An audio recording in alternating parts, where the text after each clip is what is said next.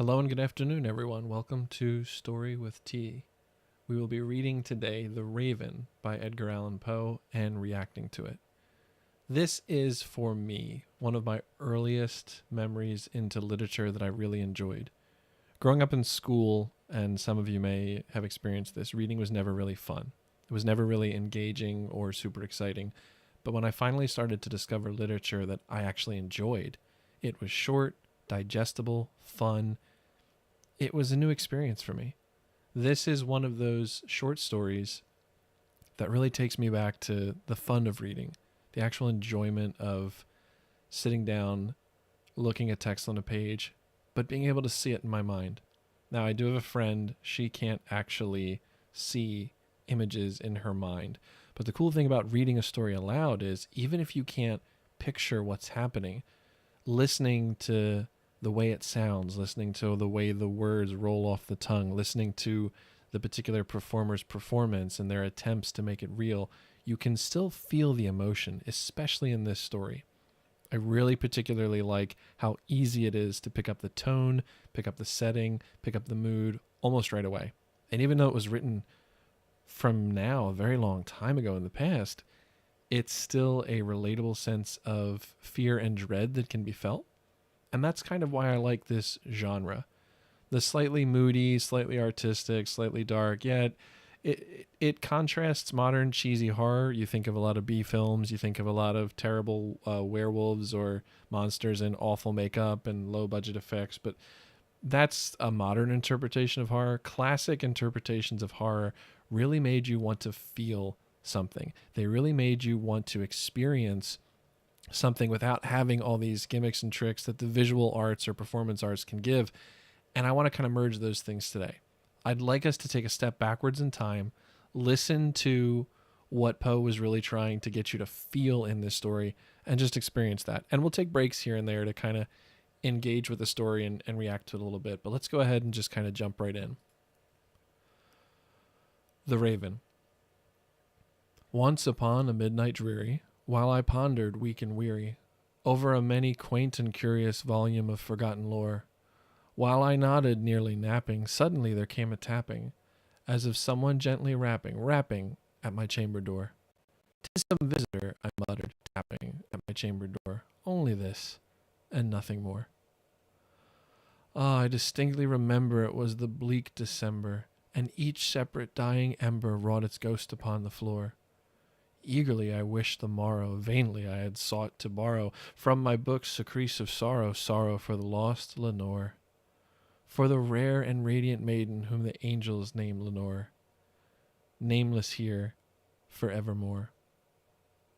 And the silken, sad, uncertain rustling of each purple curtain thrilled me, filling me with fantastic terrors never felt before. So that now, to the still beating of my heart, I stood repeating, "'Tis some visitor entreating entrance at my chamber door. Some late visitor entreating entrance at my chamber door. This it is, and nothing more." Pausing for a second for reflection. I love the way it starts. I love the way this whole story just sucks you in from the beginning. Yes, we can feel the language is dated, as in a sense of to say, it's from an era that we are no longer in touch with. But even then, I feel like the reader would have felt that there's something distinctly poetic here. They would have been able to immediately pick up on what's happening. There's a cadence, a timbre, if you will, that's kind of letting us go and letting us experience this vibe with him that I really enjoy. It's setting a scene. We're noticing he's by himself. It's bleak December. It's dark. Yeah, we can do all that classic English lit class stuff where we kind of break it down and analyze it. But I love the beautifulness of just stopping and taking a second and appreciating how simple it was for Poe to set a scene, get us into it, establish character. I mean, it's just so quick. You already know where this is going. You already can tell right away. It's late at night, it's dark, it's cold out, he's missing a woman, and he's upset. Like, it does such a beautiful job establishing all those themes. Things that writers take forever to do and chapters to do, we've gotten out in a couple sentences, and they flow so beautifully. It's simple, and yet you're like, how do you come up with this? Really, how do you write something like this on your own? Jumping back in. Presently my soul grew stronger, hesitating then no longer. "Sir," I said, "or madam, truly your forgiveness I implore. But the fact is, I was napping, and so gently you came rapping, and so faintly you came tapping, tapping at my chamber door, that I scarce was sure I heard you." Here I opened wide the door. Darkness there, and nothing more. Deep into that darkness peering, long I stood there, wondering, fearing, doubting, dreaming dreams no mortals dared to dream before. But the silence was unbroken, and the stillness gave no token, and the only word there spoken was the whispered word Lenore. This I whispered, and echo murmured back the word Lenore. Merely this, and nothing more. Back into the chamber turning, all my soul within me burning, soon again I heard a tapping somewhat louder than before. "Surely," said I, "surely that is something at my window lattice. Let me see, then, what thereat is, and this mystery explore. Let my heart be still a moment, and this mystery explore. 'Tis the wind, and nothing more." Open here I flung the shutter, when with many a flirt and flutter, in there stepped a stately raven of the saintly days of yore. None the least obscenence made he, not a minute stopped or stayed he, but with mane of lord or lady perched above my chamber door, perched upon a bust of Pallas just above my chamber door, perched and sat, and nothing more. Pausing for a moment, I remember the first time I experienced this story. It wasn't even reading it. I remember now, and I remember the voice of James Earl Jones reading this story, and the voice of Homer Simpson playing the main character, and watching the Simpsons Treehouse of Horror for the first time. I fell in love with this story. First of all, James Earl Jones puts me to shame. I mean, I'm sure that man puts most of us to shame when it comes to reading or recitations, but his voice was just beautiful, absolutely beautiful. I don't think anyone could question that. I know art and preferences are subjective, but I'd have a hard time buying people don't like it. His voice is absolutely beautiful. And then seeing the silliness of Homer and Bart, who's just been introduced, it makes me giggle. And yet it does such a fair representation. Even then, thinking back now, it does such a fair representation of still addressing the mood and the tone and the seriousness that character is going through. So I can't help but seeing the Raven as Bart's face and the main characters as Homer's, but I can't help but hearing the genuine seriousness that Darth Vader, because you gotta remember, James Earl Jones, Darth Vader, same person in my mind. The seriousness that Darth Vader performed his recitation of the narration contrasted with the silliness and yet genuine attempt by the Homer character and the Bart character to still tell the story in a somewhat satirical and yet honest and, I would dare I say, complimentary way. It was a fun experience. It was a fun experience, to the point where I went and read the story, to the point where I fell in love with the literature. Anyway, I say all that to say, in my mind, when I see a raven, I don't picture a raven, I picture Bart Simpson. Anyway, I shall go ahead. Returning. Then this ebony bird beguiling my sad fancy into smiling. You can tell I don't read a lot anymore, and it's all audiobooks when I'm tripping over basic words. By the grave stern decorum of the countenance it wore. Though thy crest be shorn and shaven, thou, I said, art sure no craven. Ghastly, grim, an ancient raven wandering from the nightly shore. Tell me what thy lordly name is on the night's Plutonian shore. Quoth the raven, nevermore. Much I marvelled this ungainly fowl to hear discourse so plainly, though its answer little meaning, little relevancy bore, for we cannot help agreeing that no living human being ever yet was blessed with seeing a bird above his chamber door, bird or beast upon the sculpted bust above his chamber door, with such name as Nevermore. But the raven sitting lonely on the placid bust spoke only that one word, as if his soul in that one word did he outpour.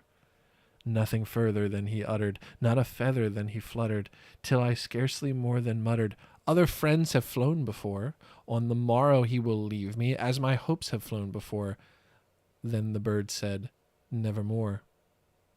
Startled at the stillness broken by reply so aptly spoken, Doubtless, I said, what it utters its only stock and store, caught from some unhappy master, whom unmerciful disaster followed fast and flowing faster, till his songs one burden bore, till the dirges of that hope melancholy burden bore, of never, nevermore.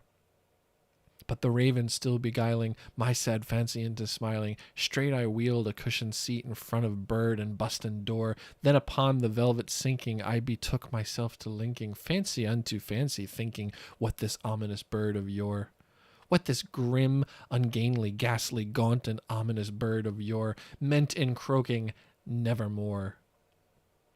I'm sorry, I just pausing again. I absolutely love. I just love it. It's going to be hard to let go of. I genuinely love this story. I love the way it sounds. I love everything about this process of just going through it. I'm forgetting for a second that I told myself I would be reacting to this. Genuinely forgetting for a second because it's just so fun. I don't know. It's so fun reading that it's almost tough to pause and stop and get into it. And yet, I shall continue. This I sat engaged in guessing, but no syllable expressing to the fowl whose fiery eyes now burned into my bosom's core.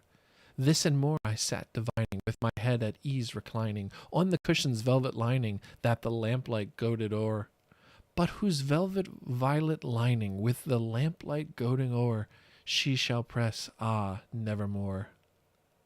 Then, methought, the air grew denser, perfumed from an unseen censer, swung by seraphim whose footfalls tinkled on the tuffled floor.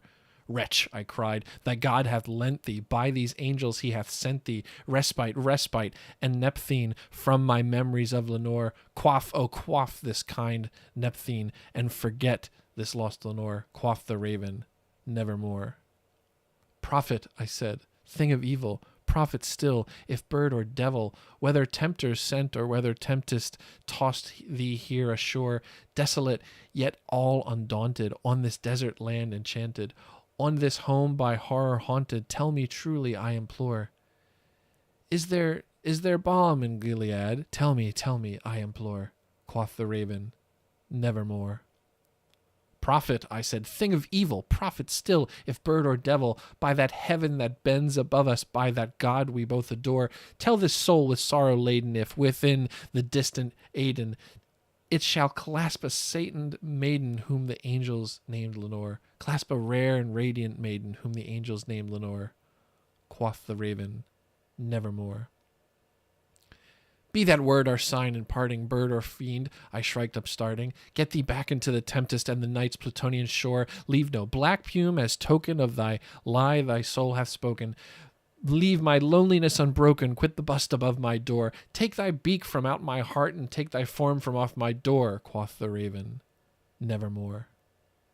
And the raven, never fitting, still is sitting, on the Pleiad bust of Pallas just above my chamber door. And his eyes have all the seeming of a demon's that is dreaming, and the lamplight o'er him streaming throws his shadow on the floor. And my soul from out that shadow lies floating on the floor, shall be lifted nevermore. That was genuinely fun. I intentionally, before today's stream, said I'm not going to go through and read it. I'm not going to do that thing where I sit there and I'm going to fuss over all the words and try to figure out what it was. No, it was just so much fun to single shot read that in one go. I know I messed up on some of the words. I know partly due to my visual disability, but just partly because I read fast. I slip up on some things, but gosh, that was fun. It was fun. And I think you should try it. I think you should take a short story that you like, take something that you love, and read it out loud. There's something to the process of reading it out loud. I know as he's writing these stories, he's reading them back to himself. I know it's got to be similar. Whenever I write or attempt to perform something, I do it again and again and again. I write something, but then I listen to how it sounds. I have to read it back. I can never just leave text on the page. And I can only imagine peeking back in time over the 100 years plus that it would have taken to go back all the way there to watch him writing this for the first time. Can you imagine to have been a raven sitting perched upon a bust of Pallas, just sitting there listening to this? A guy sitting there reading it over and over and over. And the lamplight o'er him streaming throws his shadow on the floor, and my soul from out that shadow lies floating on the floor, shall be lifted nevermore. It's so beautiful. And I don't want to be one of those people that goes through and attempts to psychoanalyze what the character is feeling and what's the purpose of Lenore and what are all the symbolisms. And it doesn't matter. It's a fun read and you can get into it and the tones are exciting and just the way it comes across is fun. My general challenge, I'm going to wrap this up. I know this is super short, but that's good. It's a short story. Go out and read it out loud and read it out loud to your friends and read it out loud to people you like and just go have fun with it. This is a great story by Edgar Allan Poe. I'm going to be reading another one probably tomorrow. I'll have it scheduled and we'll go into it and just kind of react. For all those that showed up live, thanks. For all of you guys watching it afterwards, also thanks. I look forward to having fun at the next reading. All right, everyone. Find a book, find a story you like, get out there and start having some fun.